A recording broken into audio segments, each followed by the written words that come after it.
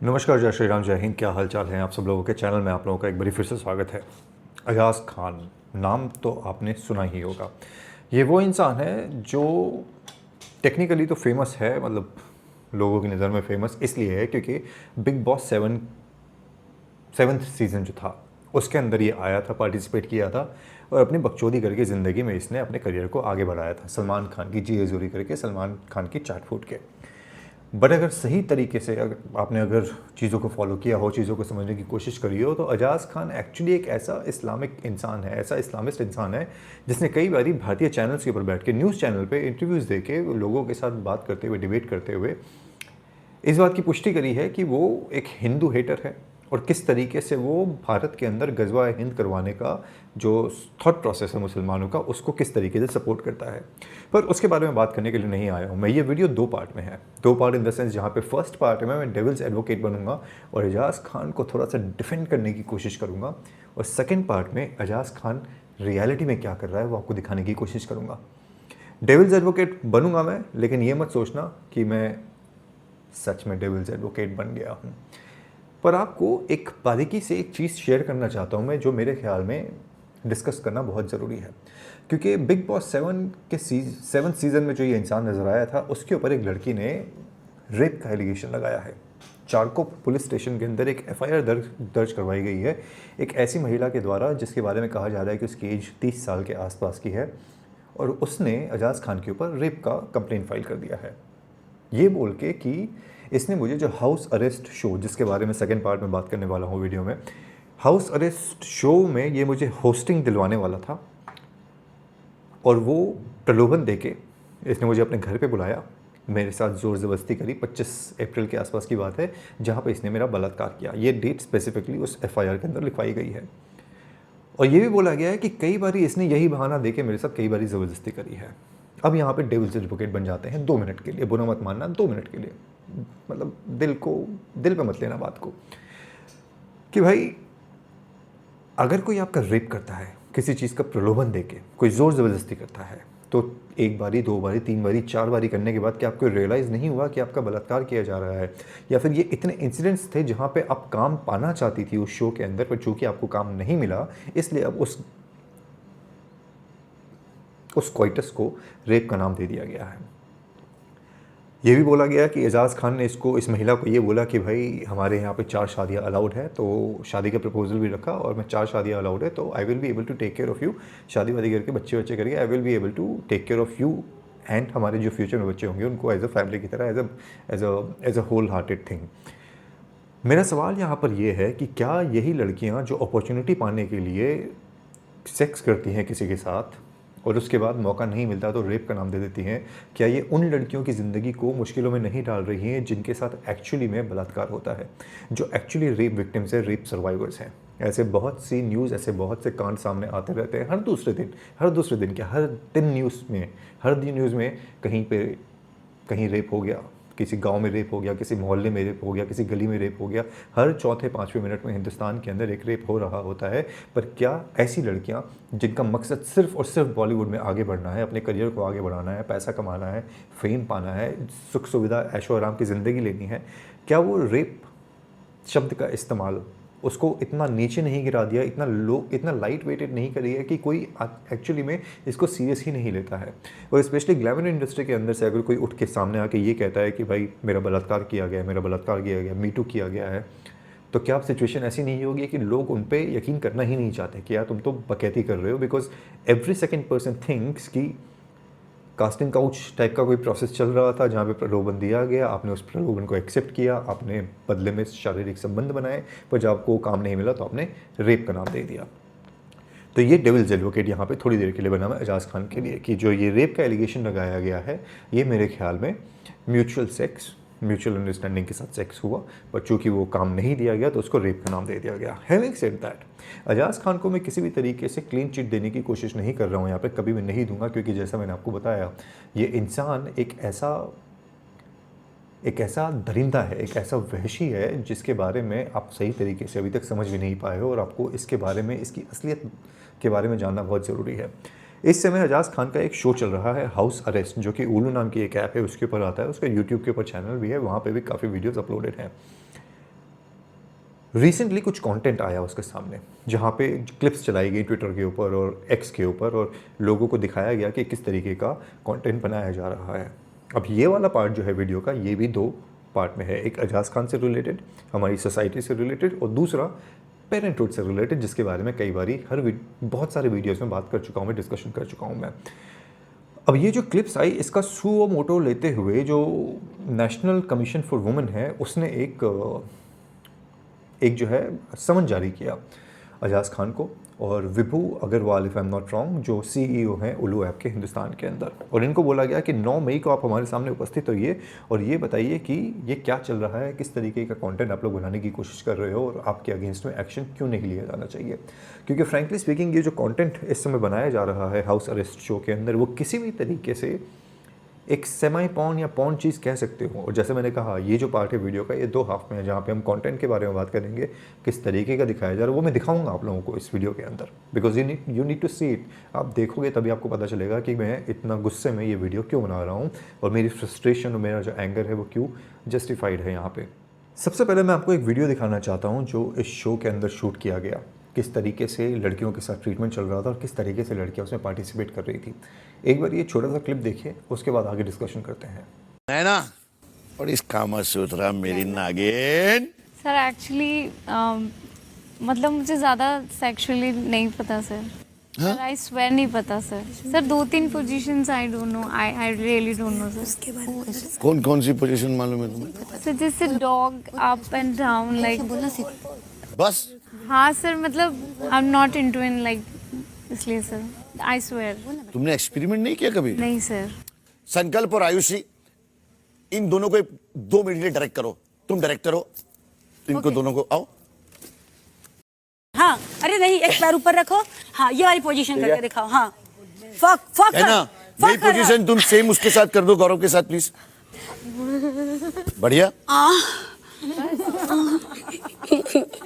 Wow, मेरे बगल में चलेंगे कुछ चित्र। ओके। वो चित्र में जो दिखेगा वो हूबहू सामने होल्ड करना पड़ेगा। अब ये जो वीडियो आपने देखा, सेल्फ एक्सप्लेनेटरी जैसे कि कहा जाता है। पहले तो ये नोटिस करो कि ये जो इंसान है, आपको ये चीज़ समझने की ज़रूरत है, ये जो इंसान है ये एक मुसलमान, इस्लामिक, हिंदू हेटर, गज़वाए हिंद की सोच रखने वाला इंसान है। किस तरीके से हिंदू लड़कियों को वहाँ पे आधे अधूरे कपड़े पहना के वहाँ पे खड़ा किया जा रहा है, बैठाया जा रहा है और बार बार कैमरा जो है पैन किया जा रहा है लड़कियों के ब्रेस्ट्स की तरफ, और वो भी उसी तरीके से बैठी हुई है जहाँ पे उनके शरीर के जो भागे दिखाई दें। हो सकता है मेरी भाषा आप लोगों को अभद्र लगे इस वीडियो के अंदर, बट रियलिटी हमेशा कटु ही होती है और सत्य हमेशा आपको कचोटता ही है, और यही इस वीडियो के अंदर होने वाला है। तो ये इंसान किस तरीके से लड़कियों को कहता है कि आपको सेक्सुअल पोजेस करके दिखाने हैं। यहाँ पे लड़कियाँ कह भी रही है कि सर मुझे ज़्यादा पोजेस पता नहीं है, डॉगी स्टाइल पता है, अप एंड डाउन पता है, उसके अलावा कोई ज़्यादा पोजेस पता नहीं है। और उसके बाद इनको पोजेस करने के लिए मोटिवेट किया जाता है, बोला जाता है कि आइए भाई मोटिवेट करिए, मतलब आप करके दिखाइए।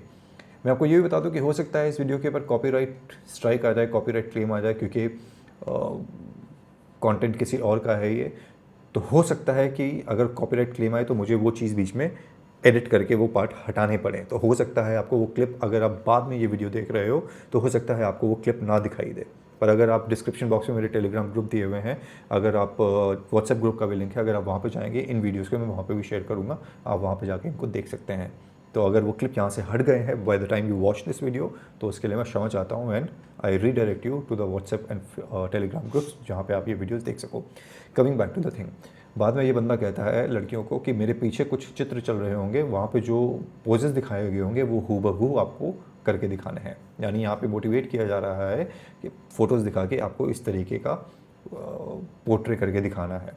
अब मेरी समझ में ये नहीं आता कि कोई भी रियलिटी कंटेंट या फिर कोई भी किसी भी तरीके का कंटेंट, डिजिटल कंटेंट जब भी बनाया जाता है तो उसका कुछ उद्देश्य होता है। एंटरटेनमेंट, एजुकेशन, इन्फॉर्मेटिव, अलग अलग कैटेगरी में अलग अलग वीडियोस आते हैं। ये वीडियो किस कैटेगरी में आते हैं? ये जो कंटेंट बन रहा है ये किस कैटेगरी के अंदर आते हैं? क्या सिखाए जाने की कोशिश करी जा रही है यहाँ पे? But I guess I know the answer, और उस आंसर को जानने के लिए आपको एक और क्लिप देखना पड़ेगा। अरे बाबा, नहीं होता का प्रॉब्लम।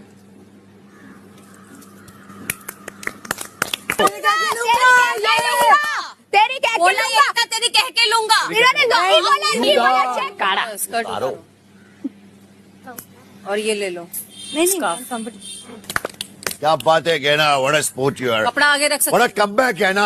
कपड़ा अपने ऊपर नहीं है ना, कपड़ा बोला है। गोइंग ब्राव मेरी Divya Bharti proud. Good one. वाह दिव्या भारती, वाह यार, कसम से यार, तू स्पोर्ट है यार। Thank you. और ये जो क्लिप आपने देखा उसके अंदर लड़कों को, लड़कियों को ये कहा जा रहा है आप अपने कपड़े उतारिए, उनको अपने अंडरगारमेंट्स में वहाँ बैठना है। The contestants have to outperform themselves, outdo themselves कि कौन ज़्यादा कपड़े उतार सकता है। क्वेश्चन मेरा यही है अभी भी, मैं ज़्यादा कोई रिएक्शन इस मतलब अगर मैं मन में जो है उस तरीके से रिएक्शन देने के लिए आ जाऊँ, फ्रैंकली स्पीकिंग ये वीडियो भी बैन हो जाएगा और आपको मेरा एक ऐसा स्वरूप दिखाई देगा जो आपने आज तक 4 साल में देखा नहीं है, बिकॉज लैंग्वेज यहाँ पे चेंज हो सकती है। मेरे अंदर बहुत गुस्सा है, हो सकता है मेरी टोन से, मेरे चेहरे से, मेरे हाव भाव से आपको उतना पता ना चल रहा हो, पर मेरे अंदर बहुत ज़्यादा गुस्सा है अभी इस तरीके के कंटेंट को देख के।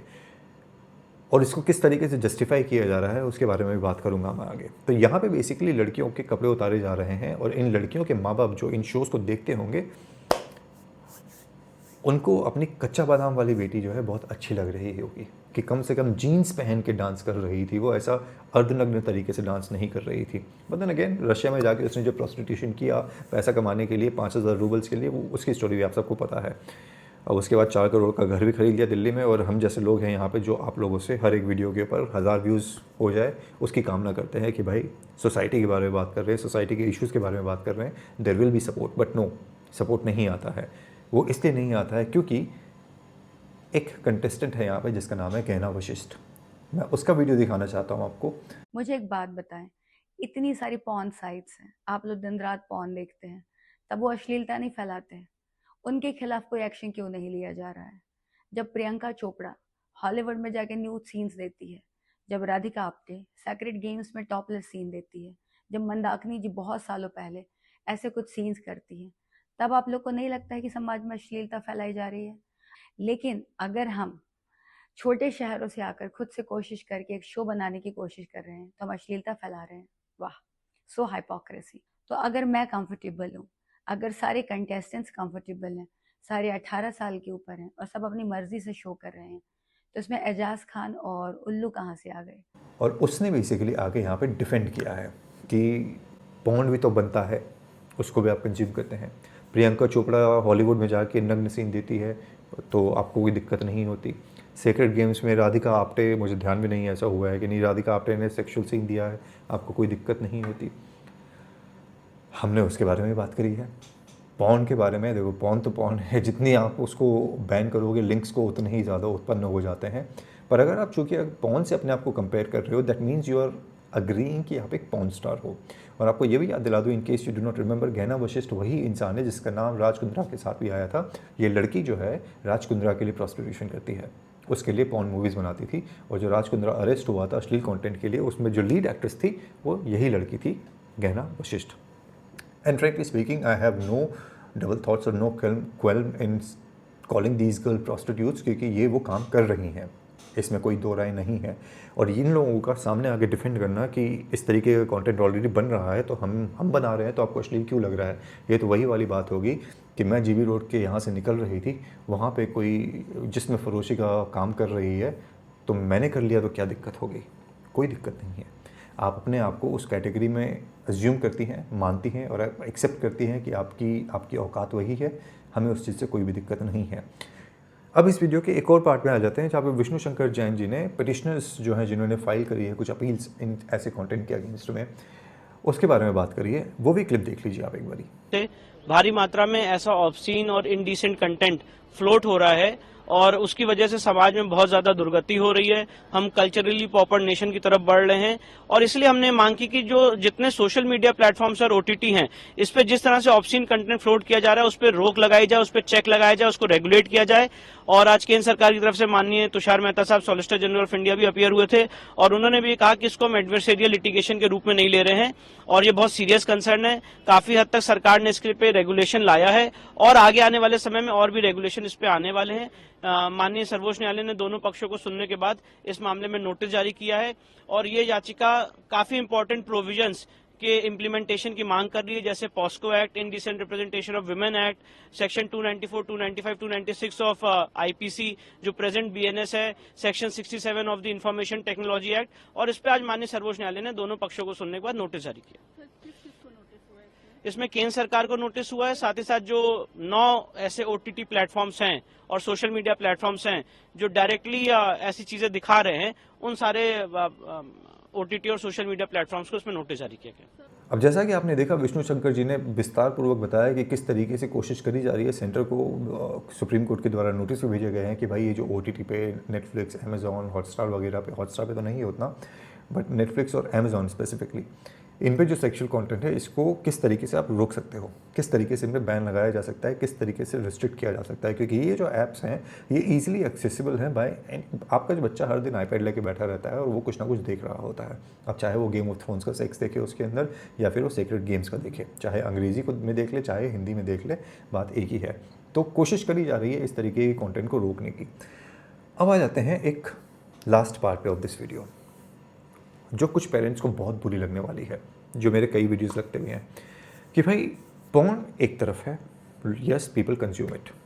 ओटीटी पे ये जो स्टोरी बेस्ड कंटेंट है, गेम ऑफ थ्रोन्स वगैरह जैसे जो स्टोरीज है, इनमें जो सेक्सुअल कंटेंट है वो भी एक अलग तरीके से है और वो बाहर का कंटेंट है। I don't want to comment on that. उनका कल्चर वैसा है, वो वैसा ही कंटेंट बनाते हैं। I don't really want to say anything about it. मैं यहाँ पे बात करना चाहता हूँ हिंदुस्तानी कंटेंट के बारे में और हिंदुस्तान के पेरेंट्स के बारे में, जिनको जो ऐसी बच्चियों को हाउस अरेस्ट जैसे शोज़ में अपनी बच्चियों को भेजते हैं और जब उनकी बच्चियाँ इस तरीके का कंटेंट करती हैं तो उसके बाद बड़े खुश होते हैं कि मेरी बेटी फेमस हो गई। स्प्लिट्सविला में जाके लड़कों के साथ स्विमिंग पूल में नाच के, अब वही वाली बात है भाई, कुछ भी बोलूँगा यहाँ पे तो सारे के सारे फेमिनिस्ट आ जाएंगे कि who the fuck are you to tell us कि हम छोटे कपड़े पहने या ना पहने, लड़कों के साथ डांस करें ना करें, स्विमिंग पूल में उछले ना उछलें, अपने ब्रेस्ट को दिखाएं ना दिखाएं, मेरे ब्रा का हुक दिख रहा है कि नहीं दिख रहा है, मैं सेक्सुअल कंटेंट, सेक्सुअल पोजेस दिखाऊँ या ना दिखाऊँ एजाज खान को, मैं जाके एजाज खान के साथ सेक्स करूँ ना करूँ, बाद में रेप कह दूँ ना कह दूँ, who the fuck are you to stop me, the male chauvinist pig that you are. ऐसा मुझे बोला जाएगा तो क्या मैं आगे कुछ बोलूँ? बोलना आपको है कि क्या ऐसा कंटेंट, ऐसे इस्लामिक हिंदू हेटर, गजवाए हिंद करने वाले इंसानों के द्वारा, फॉर दैट मैटर किसी के द्वारा भी, बच्चों की इस इंसान की पहचान वही है, उसकी रियलिटी वही है, तो मैं पूरी तरीके से आपको इसका इंट्रोडक्शन दे रहा हूँ। क्या इसी तरीके से ये कंटेंट बनने चाहिए? क्या पेरेंट्स जो ऐसा कंटेंट क्रिएट करने वाली अपनी बेटियों को उनके ऊपर खुश होते हैं, क्या वो सही है? क्या हम जैसे कंटेंट क्रिएटर्स जो क्लीन कंटेंट बनाते हैं, मेरे 1000 से ज़्यादा वीडियोज़ इस चैनल के ऊपर, मेरे मुश्किल से 5 या 6 वीडियो में आपको फक वर्ड सुनाई दिया होगा, इंक्लूडिंग दिस वन।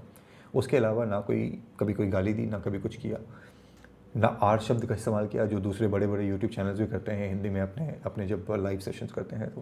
तो क्या हमें कोई अधिकार नहीं है सपोर्ट मिलने का? क्या सपोर्ट मिलने का अधिकार सिर्फ नग्नता को है? ये मेरा सवाल है आप लोगों से, और ये मेरा सवाल है उन पेरेंट्स से जो, जैसे मैंने कहा, ऐसे कच्चा बादाम वाली लड़कियों और ऐसे नग्नता दिखाने वाली लड़कियों के पैसे के ऊपर बड़ी बड़ी गाड़ियों में घूमते हैं, बड़े बड़े घर में घूमते हैं, और रात में ये पेरेंट्स किस तरीके से सो पाते हैं, ये मेरी समझ में आज तक नहीं आया। क्योंकि मैंने सिर्फ सुना था कि एक माँ अपनी बेटी की बहुत बड़ी संरक्षक होती है और अपनी बेटी को दुनिया की नज़रों से सबसे ज़्यादा बचाने वाला एक बाप ही होता है। पर आज की इस दुनिया में the only thing that I see is कि वही बाप और वही माँ उन्हीं बेटियों के नंगेपन से खुश होके, गर्व करके, उनके पैसों पे ज़िंदा रह के, बड़े बड़े घरों में, बड़ी बड़ी गाड़ियों में घूम के अपने आप को गौरवान्वित महसूस करते हैं। क्या आप वैसे पेरेंट्स हैं? जवाब ज़रूर दीजिएगा। पहली बार ये अगर चैनल पर जुड़े और मन करे आपका, तो चैनल को सब्सक्राइब कर सकते हैं। डिस्क्रिप्शन बॉक्स में और भी लिंक्स हैं, वो भी देख सकते हैं। चैनल को सपोर्ट करने के लिए आप चैनल का मेंबर बन सकते हैं। अदरवाइज़ फेमिनिस्ट हो तो गाली तो दे के ही जाओगे। आपके उन गालियों का और आपके कमेंट्स का इंतज़ार करते हुए आज समय देने के लिए धन्यवाद। जय श्री राम, हर हर महादेव।